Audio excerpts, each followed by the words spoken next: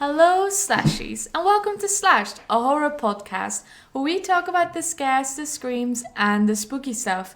My name is Grace. And my name is Wouter, and today it's just the two of us again after a slew of very lovely guest hosts. And today the two of us will be talking about the 2019 film Ready or Not, which is a horror film based around a very lethal game of hide and seek, which looked quite fun, quite zany, so we decided to give it a go. But before we dive into what we thought of it, Grace, please, would you grace us with another lovely synopsis? Yes, thank you very much. So, Ready or Not is a 2019 American comedy horror film directed by Matt Bettinelli-Olpin and Tyler Gillett. It's based on a screenplay written by Guy Busick and R. Christopher Murphy. So the story follows newlyweds Grace and Alex, played by Samara Weaving and Mark O'Brien. Alex is part of an ultra-wealthy and successful gaming dynasty, which, unbeknownst to Grace, has gained its success by making a deal with the devil, posing as a man named Labelle. The deal stipulates that whenever a new person marries into the La Dumas family, they must draw a card from a puzzle box and play the game that is written on the card. All games inside the box are effectively harmless, with the exception of hide and seek, which is of course the precise card that Grace happens to draw. While Grace is still under the impression that she's taking part in an innocent, albeit odd, family tradition, the La Dumases hunt her around the mansion so they can sacrifice her to Satan in order to preserve their success and save their lives. Alex warns Grace and tells her that if she wants to live, she must succeed in eluding the family until dawn, when the game is over. Against all odds, Grace survives, and the film ends with her on the mansion's doorstep, drenched in the blood of the La Dumas family who exploded after losing the game. Yes, thank you. I'm sorry, I'm trying not to laugh. It sounds even sillier if you break it down to the bare bones of the plot. Yeah, and I felt it was a lengthy-ish film. Like, it's not a long film, but it's a fully sized film, and the plot can be compressed into just all this. And of course, not like standard slash horror films aren't that super clever and bulky or anything, but I feel like this film was just a whole load of nothing. Like, for a big part of it. And that's the film was a bit of a letdown to me in that sense, because I'd seen the trailer a bunch of times, because every time you went to the cinema to see any film, not just a horror film, because I typically don't watch horror films in cinema, it would always be this trailer. It would always be Ready or Not. Yeah. All the time. And it looked kind of rad. It looked like this is this big wealthy family who all have these medieval looking weapons like axes, crossbows, and even a blunderbuss and stuff, and it looked really cool. And then they chase Grace, as in the character, not Grace next to me, chase Grace down this huge mansion, who eventually picks up an old-timey shotgun of her own and has this awesome big strap with slugs strapped across her chest while she's still wearing the wedding dress. And that looks so cool. And I was like, ooh, this is going to be like a sort of Home Alone, The Purge situation where she's being stalked throughout the house, but then she takes the fight to them. And then within the first, I want to say, 10 minutes of the actual hide and seek happening, which the film takes about a half an hour to get to, because we first have to introduce all the characters that you're not going to see, because Grace is hiding, so you don't see the other characters. That's the point of hiding. And then it turns out that the shotgun and its shells are purely decorative. Yeah. But it's in the poster, it's in the trailer predominantly, and it's just a fake Chekhov's gun, basically. And that is sort of the vibe I got throughout the whole film. It had such a cool setup and a pretty neat concept, I thought, because it sort of flipped home invasion and stalker films on its head, or it tried to, and then it just didn't do any of it. Yeah, the film really... It's not necessarily a bad thing when you have a certain idea of what a film is going to be and then you go into it and it's actually something different. I don't necessarily mind that, but I would say that in the case of Ready or Not, it was definitely a bit of a letdown, because the impression that I got from watching the trailer, which, like you said, I saw a bunch of times in the cinema, was that it would be... So Alex was just bringing Grace into this purposely, and they were all just going to hunt her, and it would be something that these rich people just did for sport and for laughs. Oh, yeah. Which is a really interesting then story about class as well. Yeah, a bit of social commentary. Yeah, and then it would flip that on its head, and like you said, a lot of the film would be really tense scenes where she's hiding and holding her breath, and maybe someone's going to catch her, and then part of the film is her being like, well, screw this, I'm going to get a shotgun, and the the huntee is becoming the hunter. Yeah. And I think that would have been really cool, but they didn't really do that at all. So there's very little actually hiding in this film. Yeah. So the first hiding place that she finds is in a dumbwaiter, which I found scary in itself because I've read a novel in which someone basically does that and then the dumbwaiter crashes and it's just the way that person dies, and the way that is described was really, really scary. So just her crawling into that was making it really tense for me. And I would have loved it if they had used that more, because they seeded beforehand that the mansion has a bunch of hidden hallways, basically, hidden passages, like servant passages. Yeah, exactly. And I thought they were going to play with that, like her having to navigate this labyrinth of passages and secret doors and false walls and stuff like that. Yeah. And I thought that could have been really cool. But instead, I think she leaves the house probably after Act 1. Yep. She just goes outside. And then most of it is her in the woods, which still can be interesting if it's like she's literally being hunted like a deer and you have all these people chasing her, but it's not that.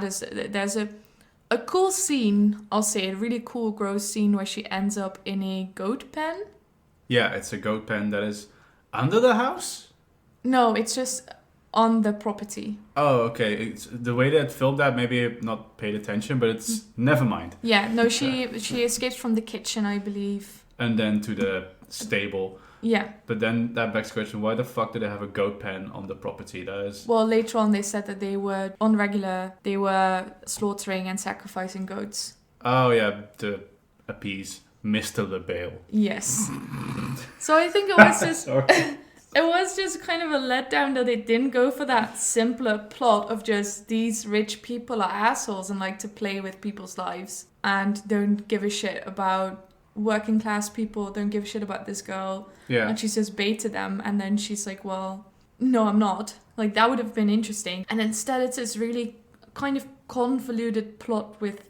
The puzzle box on its own is a cool concept, but you have to wonder why it's necessary. Yes, and if you think about it for even 2 seconds, it becomes stupid.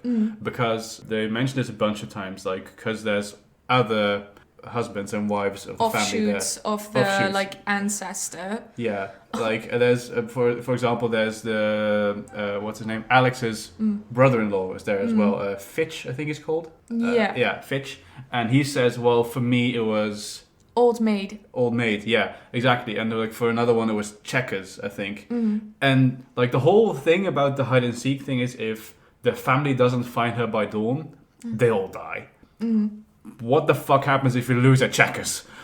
Nothing. No, why? Yeah. Why is hide and seek the only one? Why was Labelle just like, oh well, you know what? I'm just gonna put this one fuck you card in there. Yeah. Just like, to whose benefit? Just because, other than Satan is being a dick. Yeah, and I think that's basically what they're going for. It's like every once in a while he wants you to play a lethal game. And there's always this fear of like bringing someone into the family that they, one, will draw that card and be killed. Two, you need to bring someone into the family that is willing to participate in a hunt were it to come to that. Which is why these other spouses are portrayed as being really awful. So they basically portray Alex's brother's wife. So his brother's called Daniel. Daniel, yeah. And he's probably the most conflicted out of all the characters. And then his wife is, well, they kind of put her in this cold-hearted gold digger role. They do mention that she had like a really difficult upbringing, which is why she would basically do anything to never have to struggle again. Which I found an interesting take. That's also then weird because it is mentioned that Grace is basically the first person that's marrying into the family that is not of like whatever the American equivalent is of blue blood. So it doesn't make sense. But so she's awful because she doesn't want to struggle again. I thought it was very unfair. And then you have Fitch, who is just awful all around, I guess. Basically, all the spouses have to be awful, so maybe that is kind of the secret consequence of Labelle's deal. Yeah, because basically why they have this deal with Labelle. Did you say that in the? That he makes them successful at basically any endeavor they do. So basically, it's a curse. Then it's sort of his weird end of the bargain, or like I guess you can be really successful, but you can never have a normal marriage again. Yeah, this always hangs over your head, and you never know when it's going to happen. Yeah. Which I don't mind. I don't mind that idea necessarily. What I mind is and if you don't succeed, you'll all die. Yeah. Because I think it's much more interesting to see what this family is willing to do for success than to see what that family is willing to do to not survive. Die. Yeah. Yeah, because from that point on, it doesn't matter that they're awful people, because most people would do almost anything to survive, especially if you're thinking about, well, I'm not just fighting for my life, I'm fighting for my kids' lives and my grandkids' lives, because if we mess up, the whole family dies. Yeah. Then I think most people would go to almost any length. Mm-hmm. And I think it would have been much more interesting to go through the angle of, well, if they fail, nothing will happen really except their magically enforced success will go away. Like, they can still be successful, but it doesn't just automatically happen. Yeah, so basically the empire crumbles then. Well, not necessarily, but it doesn't automatically succeed. Right. And then rather than having to work for the wealth that they've accumulated, they'd rather keep it up magically. Yeah. And therefore they would kill a person. Exactly. And I think that is very cool.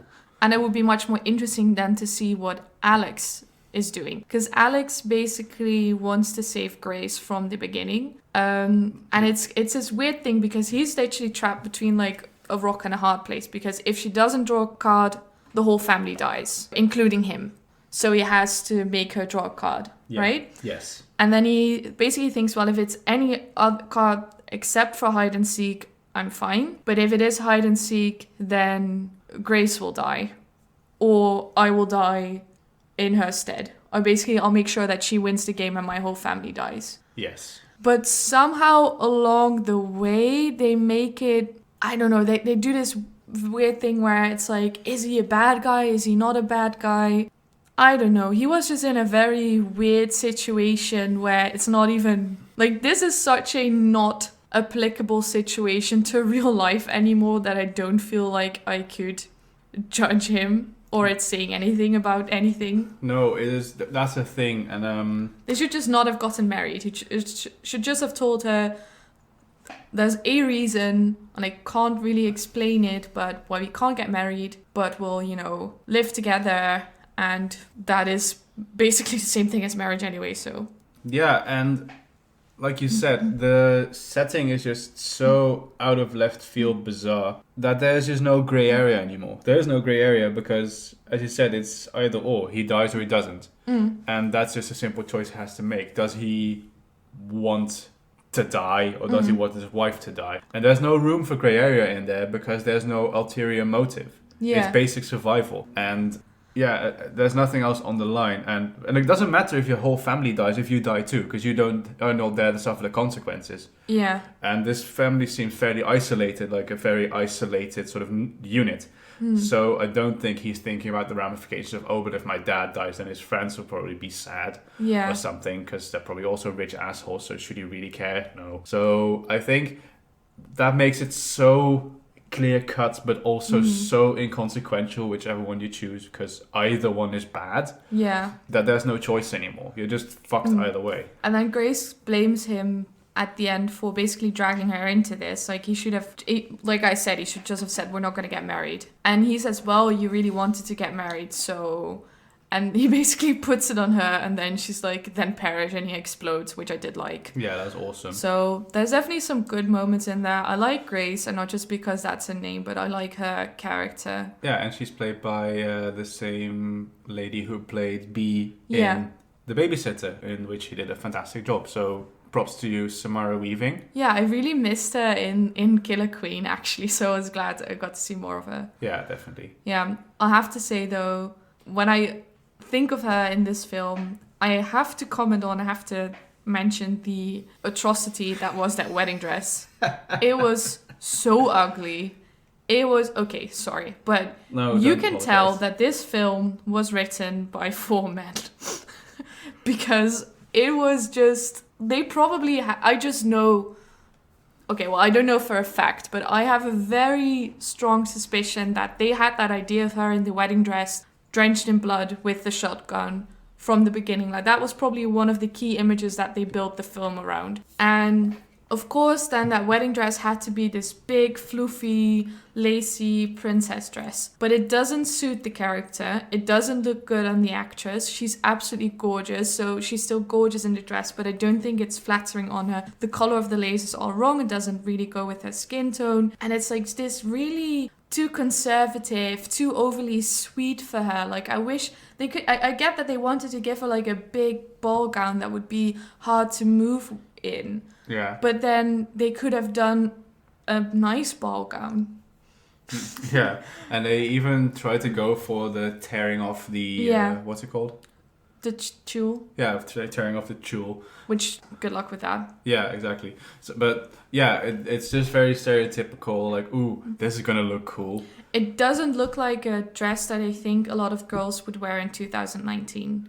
Yeah. Like, there are prettier lacy tulle ball gowns to be found out there. And if it was just a wedding dress, and it's sad because it's such a staple of the film, just a main icon that they designed the whole kind of film around, I feel like. Yeah. The rest of the costumes were really strange. The men were mostly fine because there was nothing really too interesting about them. They're just wearing tuxedos. Yeah, it's really hard to fuck up a tuxedo. The dresses were alrightish, like from the mom and the sister. Mm-hmm. And Daniel's wife looked beautiful throughout, like, loved her. Helen's outfit. Helen was not in the same movie as the other characters were. Helen was playing like Ursula somewhere.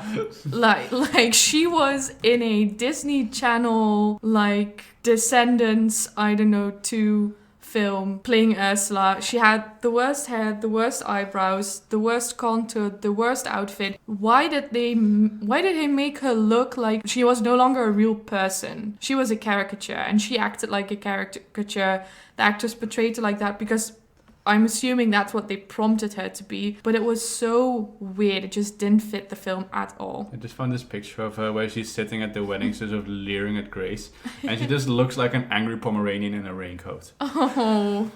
Just the hair all puffy, and just there's just this sort of scowl, like. Ugh. They really did that actress dirty. Yeah, because you can tell that she is probably an attractive woman underneath whatever's going on here. Like she looks like she is very esteemed. And apart from Helen, the costumes of the maids were also atrocious. Why did they have those chokers? It didn't look good. Nothing looked good that they were wearing. It was super weird. It was super out of place. I don't know what they were going for, but they should have gone away. Well, they put away the maids pretty fucking quick, so let's talk about that, because we're on that topic anyway. Like, let's start with the maids, because we're there now. Yeah. That was weird, because there's 3 maids. There's Clara, Tina, and Dora. And they're interchangeable, don't know who's who. The film thinks they are interchangeable as well. Yeah, exactly. And basically the shtick is that they are sort of participating in a hunt, but not really. They're sort of just going through the house, checking rooms, and, I don't know, making sure that tea is ready or something. I think they're just working, yeah. Yeah, exactly. And minding the kids, because there's 2 young kids in there who I think are... The sisters' kids, yeah, exactly. And the whole joke is that they keep mistaking the maids for Grace, or they die by accident, just as sort of collateral. And it's definitely played for laughs. And it's played for laughs because especially the first and the last one, they both get like shot in the face or shot in the mouth. One of them with just a gun and the other one with a crossbow. And then while the scene is still going on, you can hear them like gurgling in the background because obviously they've been shot in the mouth. And the second one, the one is in between,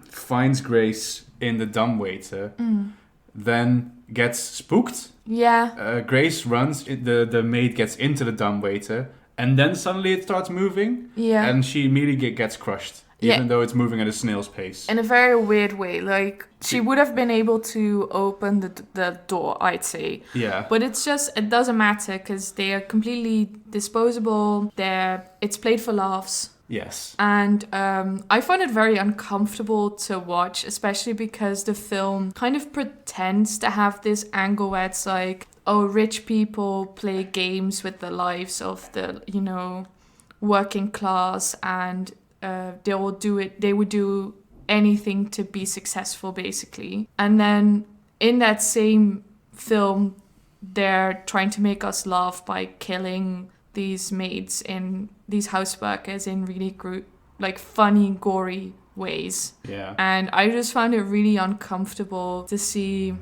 women treated like that, women of color treated like that. I found it to be really in bad taste. I mean, if basically everyone is going to get like a gory ending, which the film kind of does, I can see why they wouldn't really think of the implications of it, but I found it jarring to watch. Yeah, and I feel like that harkens back to what was being marketed and what you get out of this film. Because on Wikipedia, it's described as a comedy horror film, and just what you mentioned in the synopsis as well. But that's not what it was marketed as to me.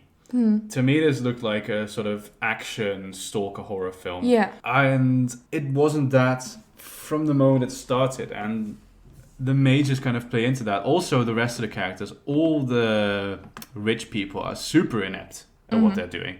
Like, there's even this whole scene with Fitch, the brother-in-law, sitting on the toilet with like his trousers to his knees, looking at instructional videos of how to use a crossbow. I've never shot that's not true. I've shot a crossbow before. How can you not figure out how a crossbow works? It's literally just knock the arrow, pull the string back, and squeeze it. It's made to be easy. It's made to be... This is a rooty-tooty machine that every stupid peasant can use. That's why crossbows were designed. Why do we need these scenes that all these rich people are too stupid to handle medieval weapons designed to be wielded by people? Except for the rich people that do know it. Yeah. So I want to say something about that, if you don't mind. Yeah, of course. What is different about Fitch from the other characters? He is fat. Yeah, he's a Can I say plus-sized that actor. Yeah. And, of course, he is then also dumb. Yes. That's what the film wants you to basically get away from that. So that's why he's played for laughs. The sister is played for laughs because she is a coke addict. A coke addict, does other drugs, which is, of course, absolutely hilarious. People that have a drug problem, as you can hear from my tone of voice. And I want to give slight credit to the actress who plays the sister. She was in Saw 6, and I think she did a really awesome job in there, even though she had a small part. So yeah, let's not discredit the actress, which we're not doing. But yeah, definitely don't want to discredit any of the actors. They're just getting their coin, and actually thought this. If anything, the sister was quite funny, but I did find it interesting that they had to get these really cheap laughs in, basically. And it's because I feel like the film kind of forgot it had to be a comedy and then just threw a joke at a character. Yeah. So some of the characters were just jokes. Like Helene was a joke because she was like a scary villain lady from a Disney Channel film. Yeah. Fitch was a joke because he's built bigger and so he doesn't know how to work a crossbow. The sister is a joke because has a drug problem. Yes. And because she's not the son. The maids are jokes because they are maids. I suppose Daniel's wife was not necessarily a joke, but she was... Yes, it was. Wife bad. Wife bad. She married into money, and of course you can only do that with bad intentions. Yes. Except when you are called Grace and wear white throughout the film. Yes. Also, can we mention, if we're talking drug addiction, the sister's played for laughs because she's a drug addict. Daniel is just as well an alcoholic, but he is almost the savior character / the moral high ground character. So that's a nice little misogynist dichotomy there. Daniel, Alex, and the parents are the most serious characters. Yes. And then they aren't funny in the slightest. No. Which is then very jarring to see them put next to characters that are continuously jokes. Yeah, exactly. We forgot about one other character. Yes, which I'll go into in a second. But I think what happened here is, you can tell by the synopsis, this film is just very bare bones nothing in terms of plot. And then they had to fill it up with stuff. Like you can... Because they didn't choose to make it as they should have made it with a cool stalker film, they had to fill it up with shit. But yes, let's talk about the other character we haven't mentioned yet. Stevens, who is the butler. Yes. That's basically. They're Alfred. Yes, they're Alfred, but a lot less cool and a lot less Michael Caine. Oh, that would be an amazing thing. We're doing Shooting Brides again, Master Bruce. I'm glad they didn't drag him into it. No. How fucking fun would that be, though? Okay, sorry. Getting off track. Why Stevens is different from the maids is the film wants him to be the badass because he is the one that is sort of just orchestrating the entire house. He literally walked into the kitchen and is orchestrating himself by singing and whistling and whistling an opera. And then Grace starts to sneak up on him, throws a teapot in his face, it shatters in his face, kind of burns him, so it gives him a cool scar, or at least the film thinks it's cool. And he is basically the one that is the main threat of the film. He is the one that keeps stalking down Grace throughout the entire house, keeps finding her. When she goes outside, he is the one who runs her down with a car. Mm-hmm. And then they have a final scuffle in which she flips over the car and he dies, I think. Yeah, but you don't even... There's not much... They don't pay a lot of attention to him. No, but the thing is, he gets so much screen time and so much badassery. Well, he's basically on the same level as the maids in the pecking order. But the maids are just disposables, but he gets to be the badass manly man who nearly gets the kill. Yeah, I think that's a very interesting point. I would like to say that I found it really strange for them to choose Stevens as one of the main threats. Yeah. So, especially if you're going to do a film about rich people hunting working class people for like sport, then why is the butler the main threat? Like, I just didn't get that choice at all. And he apparently has no real character. He doesn't have any motivation outside of the fact that he is serving the family and he's willing to literally die for it. And that is very uncomfortable. And then he tries to kill Grace, and then he fails at the end, and then he gets killed very unceremoniously, and then that's it. That's the end of Stevens. Yeah. Which again, the staff members are disposable. And I think it's fine if they went for that idea of like they are disposable to the family, but it's clear that they are also disposable to the film. Yes, and subsequently to the plot. Yeah, he had brought Grace back to the mansion where she had to fight the family, which is what the film really wanted to get to. So Stevens was no longer necessary, so he could die and we could get to the actual characters. I just find it all very strange. Yeah, they clearly just didn't know what to do. Because clearly what happens is they had sort of a line drawn out where game starts, Grace hides in the dumbwaiter. They find her. Grace hides in the shed. They find her. She goes outside. She manages to wriggle herself out of the gate. X happens. They don't know. Daniel finds her. Then he gives her a head start because he's morally conflicted. Mm-hmm. Family finds a final showdown. They all explode. They didn't know what the X happens was, so they just shoved Steven in there. Mm-hmm. That's the feeling I get now.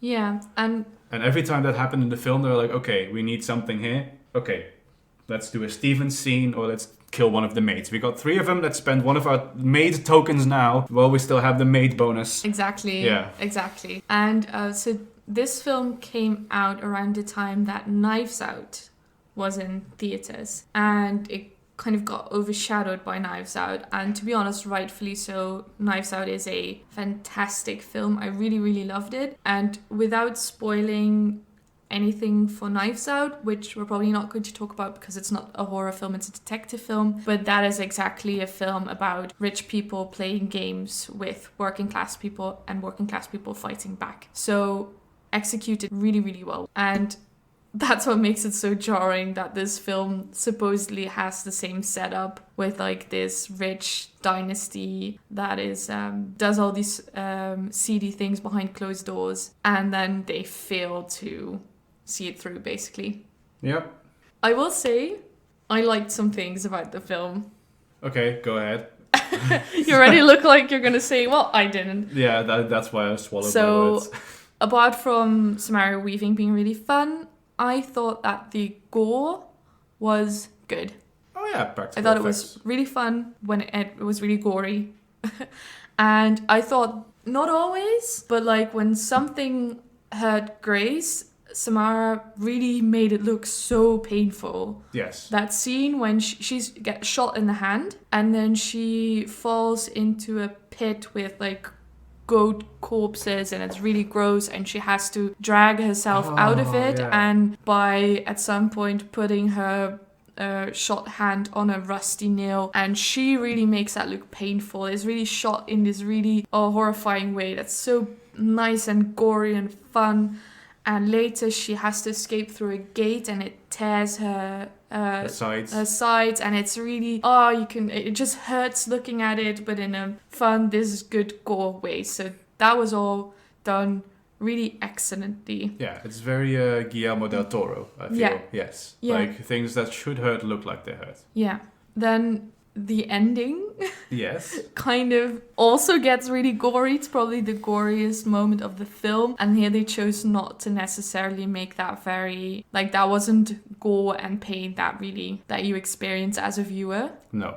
It was just fun, kooky gore.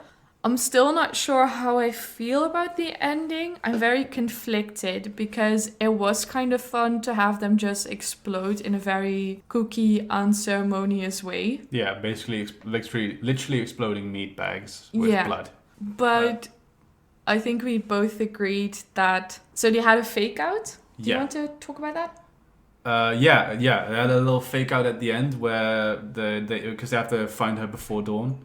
And then the sun comes up and they open the curtains and the sunlight hits all of them and you expect them to sort of just like burst into flames or evaporate as soon as the sunlight hits them, and then nothing happens. And then they're all like, nothing happens. Satan is bullshit. And then the first one explodes. Yeah. I think it's Fitch because he is the bigger character. Mm-hmm. And then they all explode one by one in a complete because Satan has a flair for the dramatic. And I think we both would have really liked it if nothing had happened. Yeah. And then do you have room for the sequel, Here I Come? Yeah, because it's seeded throughout the film that they don't really know that they're going to die if they don't complete the ritual. No, they just kind of assume. They assume it, and that they don't they have hearsay, like, oh, this other offshoot of the family didn't do it and they all ended up dead. But they don't really know, so it's always hanging in the air, like, well, you might just all be doing this for nothing. And that would have been a really interesting ending for the film to go with that, to be like, see the violence that they inflict is completely senseless. Yeah. Because it even more unjustifies the family. Yeah, exactly. And then you could still have the prophecy come true, but in the way that Grace goes after them to exact her revenge. Yes. And wouldn't that be rad? Yeah, because at the end they started playing... Okay, they have this kind of cool record. I liked that. And it plays like this song about... Let's play hide and seek, basically. Yeah. Very insidious. And then it starts playing again at the end. And it kind of seems like they suggest for a second that they're going to play another round, but now Grace is going to be the seeker. Yeah, exactly. And then I was like, oh, are they setting up the sequel? And then everyone just exploded. Yeah. Now, it's not like I am genuinely not a huge fan of setting up a sequel in such a way. No. Because, you don't know if it's going to be a success. So then you might just have a really weird kind of deflated ending, which will always tell your shame, basically. Yeah. So I don't necessarily mind, but I think it could have been fun to have it end with her being like, well, I'll give you a head start or something. Yeah, although the final shot was kind of fun, where she walks out completely drenched in blood, like the iconic image you talked about. Yeah. And then she just sort of sits on the porch and lights a cigarette. Yeah, and then you had to get one less boomer joke in. What was the boomer joke again? Police ask, like, what happened here? And she says, in-laws. Right, yeah. Forgot about that. Yeah. Mm-hmm. I also thought maybe they were going to do a thing where Labelle was going to be like, well, now you own the puzzle box. Yeah, exactly. Because he appears for a second. But then he's just like, well, GG. Peace out. GGWP. No re. Oh, man. Good game. Good game. Well played. No rematch. Yes. The thought just translate. Yeah. And then Grace just walks out and says, fucking noobs. Oh, man. It's sad because... And this proves again why you shouldn't make stuff about demons, because it always turns out stupid. Mm-hmm. They hype the Labelle stuff up so much because there's this cool panning shot in the beginning where you see this whole cabinet of board games from the Le Doma dynasty. Oh, Dominion. That's how they call it. Yeah. Sorry, just remembered. Which is also a game. Fucking awesome board game, Dominion. Highly recommend. And there's these pictures of Labelle, or this Satan face on the board, on the boxes, and it's just sort of this sort of Midsummer-esque opening shot of like, here's everything that's going to happen in the film, but not really, because it's not that clever, of course. And I thought, oh, okay, they're giving us a little bit of foreshadowing of, oh, there's going to be something shady going on with this family, even though we know because we're going into the film. And they hyped this whole Labelle thing up, but there's no real payoff until the end. Like, until the end it's revealed, like, oh, it is real, and even then they play it for a joke that it might not be real. So why go through the whole trouble of making the whole Labelle plotline? Yeah. Other than for the ending to work. I'm a huge fan of just trimming down a plot idea to just its simplest essence. Like, what is this film about? It is about a game of hide and seek where this rich white family is going to hunt a girl for sport and for fun because they believe that will ensure the success of their dominion, or even just for fun. Yeah. And then like, make it fucked up, make it for fun. Yeah.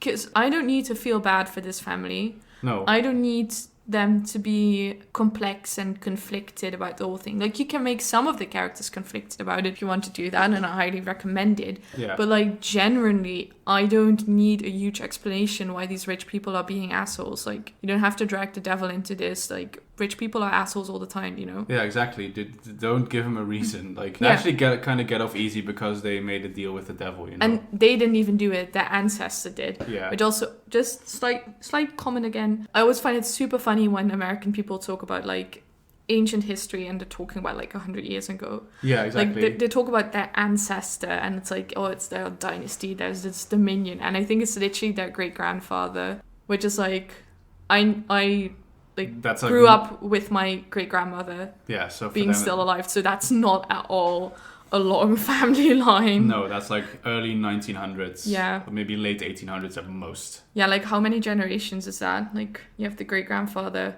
grandfather, father, son. Yeah, but they're talking about Alex's dad's great-grandfather. So it's their great-great-grandfather. Yeah, but still. Yeah, so that's one more. But still, it's like they're talking about our ancestors in, like, the before times, and it's like 1900s. They even make like a big deal of it. Like, I don't know if they show it, but that Labelle came to him on a ship. Yeah, I don't know. Yeah, and I feel like there's this shot of this wooden, like, navy vessel, but they wouldn't have had wooden boats back then anymore. Like, there would have probably been, like, just steel machines. A steamboat, yeah. Why? It's so weird. Yeah. That's just that's also the thing, because they're like, oh, we're blue blood, we're old money. It's like, no, you're really not. You're American, so you're an American family, so by definition, you're not old money. No. Not that I'm like gonna be elitist about it, but it's just a bit weird. And like, the whole thing it was just, there was no united aesthetic throughout the film that just showed me, yes, these people are from like a long line of rich assholes. No, and they could have done so much with that. Like, if this whole family is built on a board game empire, on a dominion, excuse me, why not go all out with that? Like, make the houses look like it's made out of fucking chess pieces. Oh, that was so cool. Right? Like, you have just the main room, the foyer, and then all the pillars are chess pieces. Yeah. Make it look like the casino from Cuphead. Yeah. Yeah. I don't know. You can do a lot with that. Yeah, make it look like the tiles in the kitchen are playing cards or a checkers board or whatever. Make them all use like game puns and use games and bets and gambits for everything. Yeah. Wouldn't it have been super cool if basically she two-faced them at the end? You know, like the dad has a coin that he flips and then heads or tails, and it basically determines who's going to carry the head of a dead body and who's going to carry the feet. Oh yeah. And like, you could, I really like that. Like, that shows that there's a person who is like into games and gambling and betting and stuff like that. And I think they could have drawn that out and put that in all the characters. Like, what if you give all of them like a game that they really like? Yeah, one of them has like dice or whatever. Yeah. Oh, and you could even theme the weapons around that. Because now the whole thing was like that they all had weapons that they didn't know how to use. Yeah, because they basically just pull them off the wall because they've always been there. And it was like, we have to use them because they're the traditional weapons, which is okay, fine, but then at some point they're like, I guess we don't really have to use them. No. So that was... She just needs to die. Yeah, so it's like, okay, so you just did it because it looked cool then. And once they've caught her, because they catch her twice, actually, and she escapes both times, obviously. Then they suddenly start chanting this ritual. And they bring out the sacrificial dagger. So what the fuck the other weapons for? What were they saying again? Something like... Oh, they were saying the same thing over and over. Domino nomino or something. Domino nomino, yeah. Yeah, it was really weird. Yeah, Domini nomini. Domini nomini, yeah. In the name of the master, they're trying to say. But they say in nomine domini. Yeah. In nomine domini. But because they're American, they're just like Domini nomini. Domino. Yeah, it would have been nice. Which for me, if I have Domino's pizza. Yeah. Domino nomini. At first, I thought they were trying to do board game magic by saying, domino nomino. Just board game Latin. Yeah, board game Latin. Domino nomino patris filitus sancti. Amen. Monopolus. Yeah, Dominus Monopolus. This is where the podcast devolves into weird memes. I was going to make a joke earlier down the line of how this film is basically Saw Family Feud, but that's fine. Oh, would have been fun though. Yeah. It has so much potential and it just gets wasted. I think they could have gone all out with the board game stuff, leave the devil at home, don't drag him into this. Yeah. And just go all out on that and just have fun with the gore like they did and just camp it up. And that would be a comedy horror film, or tone it down and really make it a really tense stalker hide and seek game. Yeah, exactly. I sort of get the feeling that films like this are just hard to make right. Because are you familiar with the film The Bellco Experiment? No. Oh yeah, we should watch that sometimes. Basically, premise is the same, but with an office building of 100 people that have to kill each other. Oh, yeah, you've told me about that. Yeah, and that had such big potential as well. And then one thing happens in the film that just sort of deflates the whole film. And I think that just proves, or it doesn't prove anything, but that gives me the feeling that films like this, like if you forget what the tension of the film is about, or if you just don't know, the whole film just sort of pops like a balloon. Yeah. And it's just that one little nugget of tension that you just mentioned, like either make it super tense or make it funny. But once the tension has been popped and the threat has been minimized in any way, film's fucked. I mean, I don't find it that hard to say what I thought went wrong in the writing process of, like, for instance, Killer Queen. No. Because there were, like, a billion people working on that and then, too many cooks. But here it's 2 guys who directed it and 2 guys who wrote the screenplay. So perhaps that wasn't a great synergy between those 2 groups of people. Perhaps it could have been something like that. Like, it feels like there was too many people involved, or at least it kind of misses someone who says, okay, but let's go back to looking at what our original plan was, Yeah, exactly. Like, they started with an idea and then they keep adding on and adding on and adding on, and they needed someone to say, okay, but let's keep an eye on what we're actually trying to do. Yeah, exactly. So, yeah. Yep. So, in a nutshell, looked really promising, wasn't really promising when you watched it. It was sort of just wasted potential. Yeah. And I'm just looking at it and it's like, oh, it got really good reviews. Did it? Yeah, it has like an 88% on Rotten Tomatoes. A crowd-pleasing horror film with giddily entertaining bites. Yeah. I would maybe watch this again with... Sorry, wait, what does it say here? That rare Get Out-like horror movie capable of delivering superficial diversion alongside deep cultural critique. Are they really comparing it to Get Out? Variety was comparing it to Get Out. Yeah. I think this movie... No, I do not agree, and I'm actually offended. Yes. Americans should just not touch culture anymore. Should we leave it at that? Yes. Please stop making movies. Just stop. Just stop. Yeah. Leave. Yes, just please. We're going to do the same plea as we did for Killer Queen. Please, Satan, don't do another one. We'll do anything. We'll sacrifice a bride. Don't make another. We're done. Actually, you know what? I wouldn't mind a sequel to this that refines the premise. Yeah, because all the awful characters are dead anyway, so you can start. Yeah, just a new cast and kind of the same idea, but like how we proposed it. Yeah, that would have been really fun. But I wouldn't believe a second film because I don't believe that Grace is going to get herself roped into another marriage. No. She's gonna be the Helene of the next film. Okay. Gonna give her awful eyebrows and have her glare at everyone. Yeah. Okay. There's sort of clarification. Helene's deal is that she was involved in the previous hide and seek in which they killed her husband.